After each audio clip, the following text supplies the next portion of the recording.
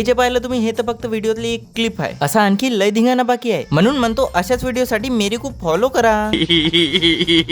तर आम्ही चाललो होतो पैशावाल्या माणसाच्या दाजीच्या बहिणीच्या लग्नाले. पण त्याच्या आधी आमच्या भाऊली घ्यायचं होतं एक स्पेशल शर्ट. पण या धतिंग्याला काही ते शर्ट सापडलं नाही. हा पण जर तुम्हाला कपडे घ्यायचे असेल तर इथेचा नवीन स्टॉक अवेलेबल झालेला आहे. एवढा पसारा मॅने काढणार बा. हे वय ते अबेलिका दादा हाय हॅलो तर करले का नाही. मी म्हणतो असे काम करावंच नाही माणसानं ज्यांना आपल्याला तोंड लपवायचं काम पडत का नाही. म्हणतं भाऊ बरोबर आहे ना. माय आपण कसं मोठं माणूस आहोत तर इमानाशिवाय येणं जाणं नाही करत.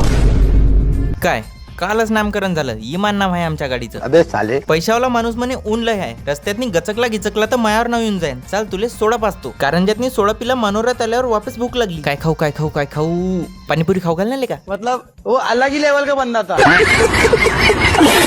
हे आहे जैतवन पैशावाल्या माणसाचा भाचा आणि हे आहे त्याची बहीण रणविता. यायचे नाव नाही माहित आपल्याला ते तुम्ही ठेवजा. बाहेर एवढं खायखुदळ केल्याच्या बाद बी आमचं मन नव्हतं भरलं. मग आम्ही घरी येऊन आणखी खदळलं. या दोघांच्या मारामारीची सुरुवात झाली इथून. पहिले ते या झाकणझुल्यानं त्याच्या भाषेला टरबूज नाही कापू दिलं आणि मग वरून त्याची मजा पण घेऊ राहिलं होतं. मग काय मामा तो गियो.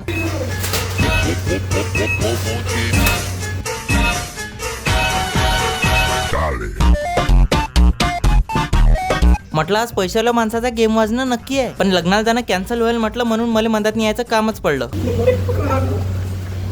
एवढा धिंगाणा केल्याच्या बाद बी या दोघांचं मन नव्हतं भरलं. म्हटलं आता जर भांडणं झाली तर मी काही मदत येत नाही. तुम्ही दोघं मामा भाषे पाहून घे जा.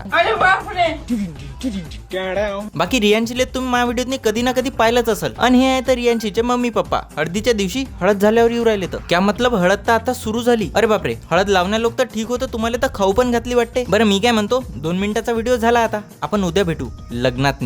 हो बस लग्नाचा पाठ तो हप्त्याभरात नको टाकू.